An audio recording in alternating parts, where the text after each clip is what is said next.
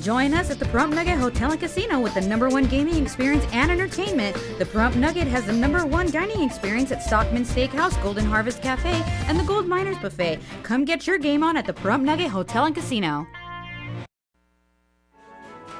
This portion of the news is brought to you by Children's Dentistry of Pahrump, specializing in sedation dentistry, now accepting adult patients. Call now for free IV sedation with dental implant, 751-2184. Action! Happy weekend, everybody! I'm Mr. Movie Phone with your weekend movie preview. This week at the movies, as Iron Man continues to destroy the box office, can any movie knock it out of the top spot? Nope, not even the retelling of a classic American novel starring Leonardo DiCaprio. It's The Great Gatsby. Mr. Gatsby, I'd like to know. Exactly who are you, anyhow? Tobey Maguire is a writer drawn to New York City's glitz and glamour in the midst of the roaring 20s. He's pulled into the tangled world of the super elite, thanks to his rich and mysterious neighbor, Jay Gatsby, played by DiCaprio. The real deal? Well, in classic Baz Luhrmann style, it's what you might imagine a unicorn barfing up a rainbow would look like. It may be Gatsby, but it's far from great. I'm out. The vacation is over in Aftershock. This place is awesome. It's like the indie station of Latin America. A group of American tourists are caught in an underground nightclub in Chile when a massive earthquake hits, and finding a way out is the least of their worries. The real deal? Well, there's an audience for this movie, but they're mostly in prison. I'm out. It's a family reunion to remember in Tyler Perry's Peoples. Grace, it's been a year. It's time I met your folks. We have been through this. When the schlubby Craig Robinson crashes the People's fancy shindig in the Hamptons to ask for their daughter's hand in marriage, things don't really go as well with the parents. Also starring are Kerry Washington and David Alan Grier. The real deal? Lazy, dumb, and completely unoriginal. You've already met the parents, so why pay to meet the Peoples? I'm out.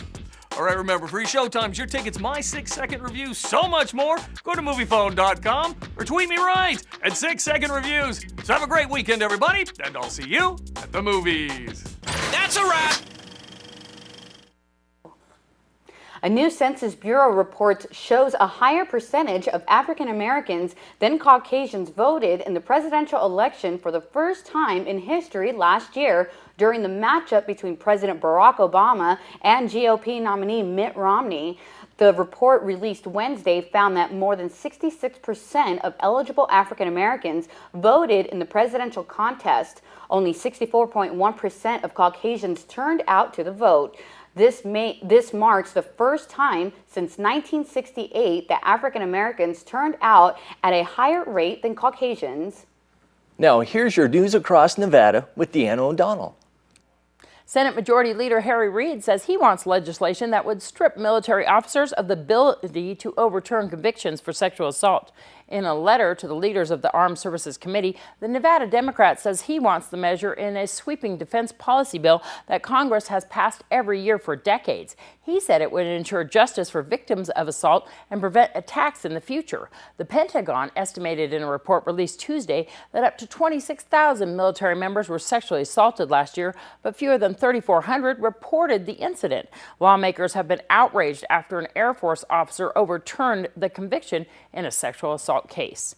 A late amendment to a bill mandating universal background checks for gun purchases in Nevada has given the effort renewed life in the state legislature. Under the amendment, all private sales would go through federal firearms dealers directly to the National Instant Criminal Background Check System, bypassing the state background check system and associated cost. The amendment was proposed to avoid the cost to the state from SB 221 and hopefully advance the bill. Without the amendment, the bill would have had little chance because of the cost.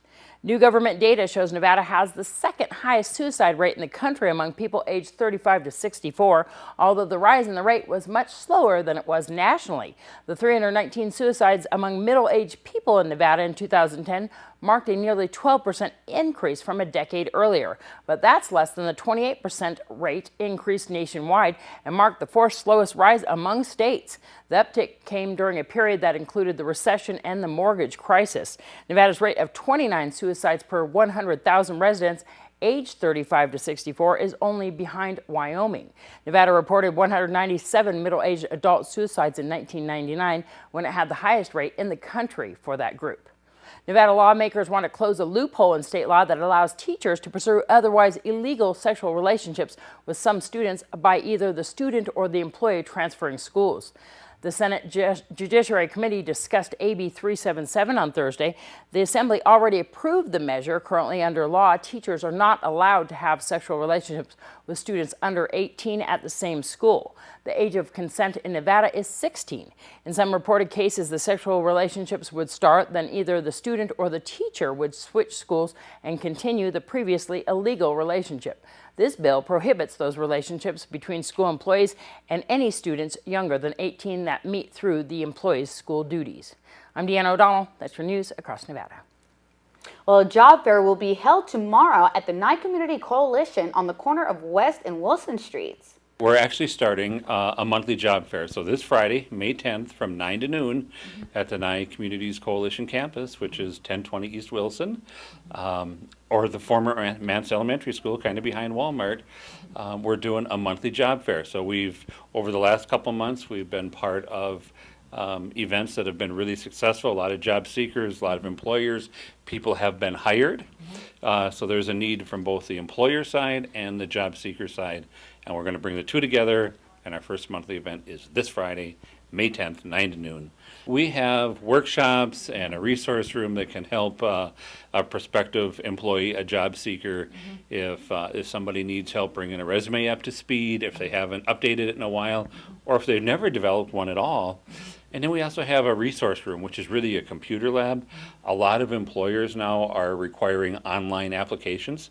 So if somebody's not familiar with that process, we can walk them through step by step. So this Friday is a great chance to talk to employers face to face, but many of the employers that will be there this week require online applications so they can stay on campus and walk across the campus and apply right there on the spot, as well as talk to that employer. Are these going to be employers that are actively searching for employees right now? Absolutely, and it's not just in Pahrump. For example, the solar project up in Tonopah, the plant manager will actually be in town on Friday. So if somebody has an interest in energy, green energy, solar in particular, actually the person that's going to be running the plant will be at our facility this Friday. So this Friday at Nye Communities Coalition, there's going to be a job fair for everybody who is interested in finding out what's going on at Nye Communities Coalition too as well. They can talk to you? Absolutely. You can just contact the coalition at 727-9970. Stop by on Friday between 9 and 12. Bring copies of your resume with. And if you are an employer and you want to get involved in this monthly job fair, contact you too as well. Yeah, and actually we still have some space available. So if there is an employer out there that wants to come and meet job seekers on Friday morning, they can just call Tim at the coalition. And again, that number is 727-9970. And just ask for Tim and we'll get you set up. A book signing will be held tonight at the Great Basin College.